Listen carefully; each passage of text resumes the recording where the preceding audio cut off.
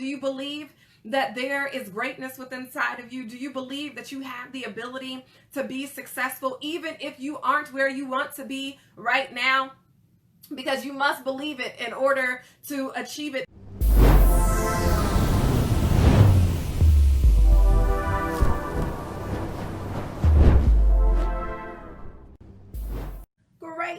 Great evening, everybody. It's Camille Iaso out of Cincinnati, Ohio, and to live the life that you love spiritually, mentally, physically, and financially. Welcome back to another night of discussing how we are going to grow and to our greatest potential. We have been discussing the book, The 15 Invaluable Laws of Growth by John C Maxwell. And so hopefully if you've been tuning in, it has been helpful to you. I know that it is late here on the Eastern Standard Time Zone, but you know, this might just be the message that you need to hear on tonight. So tonight we're going to be discussing chapter 3, the law of the mirror. And it says, you must see value in yourself to add value to yourself.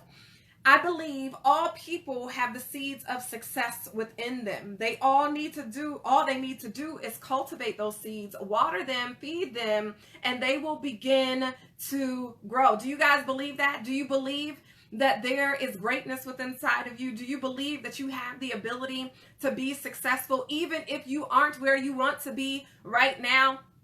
Because you must believe it in order to achieve it. There is a quote by Denis Waitley that says, personal development is the belief that you are worth the effort, time, and energy needed to develop yourself. Yes, it takes some time. You have to put in some work to develop yourself. Lillian, myself, awesome answer. So why do so many people fail to grow and reach their potential? And, you know, if you're not familiar with John C Maxwell, he does a lot of research. He's a pastor. He's a speaker. He does so many different things. But he says over his course of time, he has come to realize that the reason why many people don't reach their fullest potential is because of low self-esteem. Their potential has been squashed many times by the things that we've experienced in life. And so there's a woman by the name of Jonetta McSwain. And she goes on to tell her story, or John goes on to tell her story about how she was born to a single mother who didn't want her. And then as she was growing up, she was abused mentally, sexually, physically. And so she ended up on living out in the streets. She didn't get on drugs, but her sister was on drugs. But she dropped out of school. She ended up having 2 sons and just kind of living off of welfare.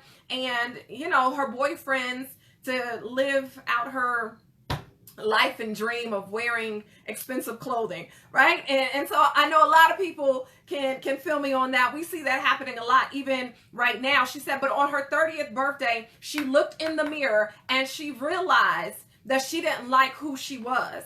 And maybe you haven't had a bad background like Jonetta, but maybe in your life you're looking at some things like, you know what? I'm ready for change. I'm ready to go to the next level. I'm ready for something greater. And so you have to take a look in the mirror, hence the law of the mirror, of being able to look at yourself and have that hard conversation with yourself, knowing that you need to change. So she said, that day I woke up and I realized I had absolutely nothing to celebrate. No money, no full-time job, no home, no husband, no clue, not even the will to do better. At last, I knew it was time to make some changes. Right? So again, maybe your background isn't Jonetta's background, but you know that right now is the time that you need to make some changes if you are going to scale your life up, right?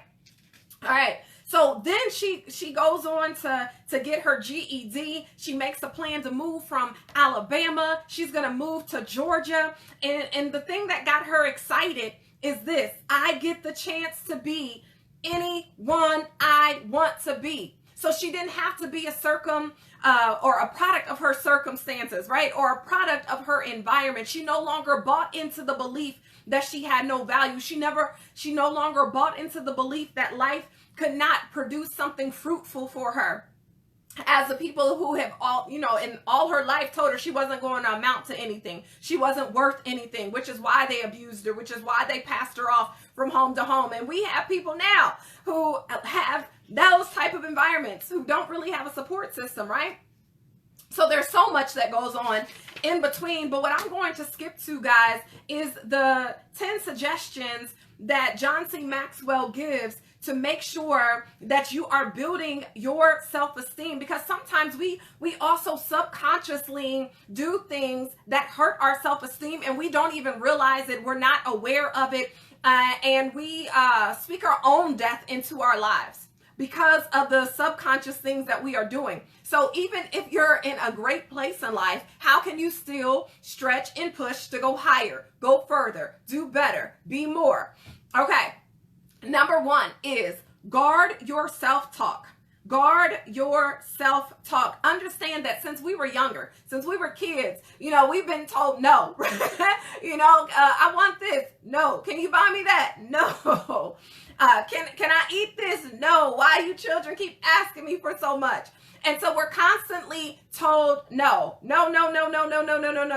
And there's something then that's programmed in our mind. The answer is no. So it actually says in the book, The Answer, the authors talk about, in fact, this is a quote from the book. It says, by the time you're 17 years old, you've heard no, you can't, an average of 150,000 times. You've heard yes, you can about 5,000 times. That's 30 no's for every yes. That makes for a powerful belief of I can't. But we have to change the narrative and believe that I can, and I will, right? Okay, so guard your self-talk. What are you saying to yourself? Because if nobody else is listening, you are listening. So if we want to change our lives, we have to change the way we think of ourselves. If we want to change the way we think of ourselves, we need to change the way we talk to ourselves. Every time you choose, let me see here. We're going to skip over that. Y'all got it? Say positive things to yourself. No longer, I can't do that. I can. I will. It is possible. I will find a way. Number 2, stop comparing yourself to others. Comparing yourself to others is really just a needless distraction. The only one you should compare yourself to is you. Your mission is to become better today than you were yesterday. You do that by focusing on what you can do today to improve and grow. What have you done today to improve and to grow yourself? What book have you read? What podcast did you listen to? How much time did you pray? Right? What are the things that you are doing to improve yourself every day? All right, number 3, move beyond your limiting beliefs. Move beyond your limiting beliefs. When a man has put a limit on what he will do, he has put a limit on what he can do. Ooh, ew, oh, Y'all, we put so many limitations on ourselves. I can't do this. I can't work out. I can't eat healthy. I can't. And guess what? Your body is paying for it. Your mind is paying for it. Your career is paying for it, because we put all these limited beliefs on ourselves, okay? So there's, let me see here. The author Jack Canfield offers a solution to self-limited thinking in his book, The Success Principles.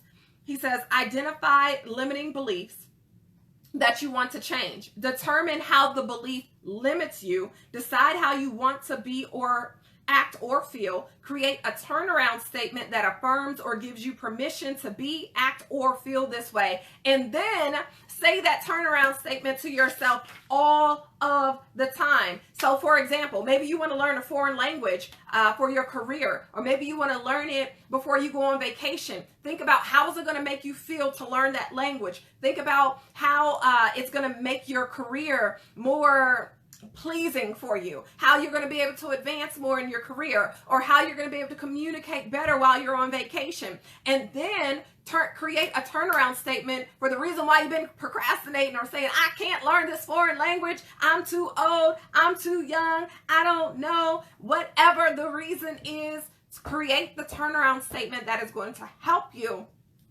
to get it done. All right, number 4, add value to others. Add value to others. It's hard to feel bad about yourself when you're doing something good for someone else. Get out there and volunteer. Go pick up some groceries for someone. Go and clean somebody's house. Go and spend some time with somebody. Give somebody a hug. Smile a little more. Give somebody a compliment. I'm telling you, when I do stuff for other people, I definitely feel a lot better, and it pushes me and it makes me want to do more, and it also brings about the reality, and because oftentimes when we volunteer and we're helping people and serving others, they're in a situation worse off than we are. That's not the case all the time, but sometimes it is. And so when we do that, it just helps you to become more grateful and more thankful. Like, my life isn't as bad as I thought, right? There is some good stuff happening here. And when you're adding more value to other people, you in turn become more valuable to them. And so then it becomes this cycle of people just giving value. Giving value. So make sure that you set aside time specifically to do something for someone else with no agenda, right? Just because you want to serve, you want to be human and show love to somebody else. Okay. Let's see. Number 5, do the right thing, even if it's the hard thing. One of the best ways to build self-esteem is to do what is right, right? Because when we do things that don't align with our values, then we mess up our integrity. And if nobody else knows that we screwed it up, we know. And that thing will eat you up. Either that, or you act like it didn't happen. You act like, your actions were okay. And that's even worse, right? Because now you're lying to yourself. You're believing this lie that you've told yourself, and that ain't good. So be true to yourself and your values. It's a tremendous self-esteem builder. All right.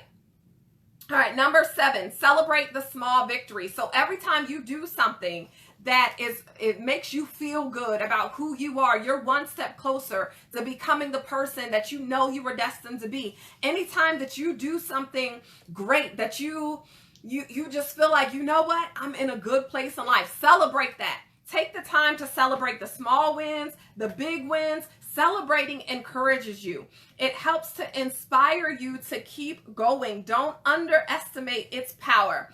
Number 8. Oh, hold on. Let me go back to this one. Number 7.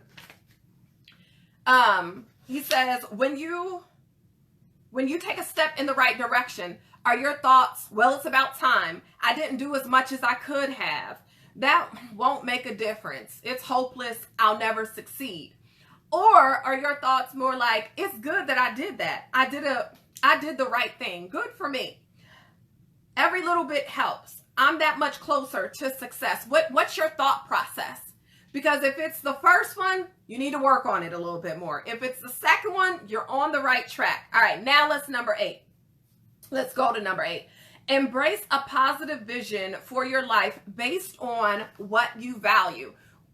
Without a vision, the people will perish. What is your vision for your life? Or are you just going through life saying, okay, well, whatever happens, happens, but you have no real vision, no real goal of what it is that your life is to look like? I'm gonna let you think about that for a second. So what do you value? What do you want your life to look like? Paint that. Create that vision in your mind so that you can begin to live it out. So when we go back to even the example of Janetta McSwain, right? She did not have a vision for her life. She allowed her life circumstances to just be like, you know what? This is what's meant for me. I'm supposed to be like this. I'm supposed to be abused. I'm supposed to be treated badly. Like, nobody wants me to succeed. All of my family members are unsuccessful. So what do I have to achieve? Right? But she woke up and she understood that I want a good life for my 2 sons. I want to be able to become someone so that I can help others. So she ended up not only getting her GED, but she went to college, got her degree, her bachelor's in 3 years, and then she went on to get her master's degree. I don't know what else she's gone on to do now. Okay. But I mean, that says a lot about a person who suddenly gets vision, right? And decides to put all of the excuses and all of the past behind and being like, you know what? I am moving forward. no matter what it takes, because I have value. My past does not define me, right? Number 9, practice a one-word strategy. There is a book called Aspire by Kevin Hall. And he said one of the things that you can do to help boost your self-esteem is to choose one word that really describes who you are. If you could pick only one word to describe yourself, what would it be? If you could pick only one word to describe yourself, what would it be? He says, why do I like this practice of picking one word? Because it tells you a lot about how you think about yourself. Try it. Try it. Think. Stay away from people without it. Absolutely. Okay. So number 10, take responsibility for your life. We tend to get in life what we are willing to tolerate. If we allow others to disrespect us, we get disrespected. If we tolerate abuse, we get abused. If you tolerate somebody lying to you, they're going to keep on lying to you. What are you willing to tolerate in your life? Because that is typically what you are going to receive. So take responsibility. Yeah, bad things might have happened, but what can you do to change the narrative? Yeah, your boss may not like you, but what can you do to change the narrative? Yeah, that business might have failed, but what can you do to change the narrative? Yeah, you and your spouse may be at odds, but what can you do to change the narrative? Yeah, you and your spouse may have gotten a divorce, but what can you do to change the narrative? Take responsibility for you, for your actions, and for your life. And my light cut off. So let me get my light back on. Hold on. All right. Okay. So applying the law of mirror to your life, he gives 3 suggestions. Number 1 is make a list of your best personal qualities. So he says, make a list of about 50 words that describe 100 words that describe who you are. And if you can't come up with 100 positive, then just kind of make it a project. Do it daily, do it monthly until you can come up with 100 words that positively describe who you are. All right, number 2, few things impact a person's self-esteem more than the way they talk to themselves on a day-to-day basis. So keep track of by using your smartphone, or maybe you carry a journal or an index card, and keep track of when you say positive things or when you say negative things to yourself. Keep track of when you say positive things or negative things to yourself. Because as I said in the beginning, oftentimes we subconsciously are saying negative things and we don't even realize it. We're having negative thoughts and we don't even realize it. So keep track of it so that you know how to address it and how to handle it and what thoughts you need to remove and replace so that you can live a more fulfilled life, a life of growth. All right. And then last but not least, number 3 tip is, if you want to feel valuable, add value to others. How much time every day, every week do you spend focusing on others and adding value to them? So begin to add more value to more people, and you are going to see that you are going to grow even more, because when you do that, it's going to help to boost your self-esteem and you are going to feel so much better. But thank you all so much for joining me on tonight for this book discussion. We will be back at it for, I think we already did number 4. Let me see. The law of reflection. Is that what we talked about? I don't think so. So we will be talking about the law of reflection on tomorrow. That is my time. Camille Iaso out of Cincinnati, Ohio, inspiring you to live the life that you love spiritually, mentally, physically, and financially. Good night, everybody.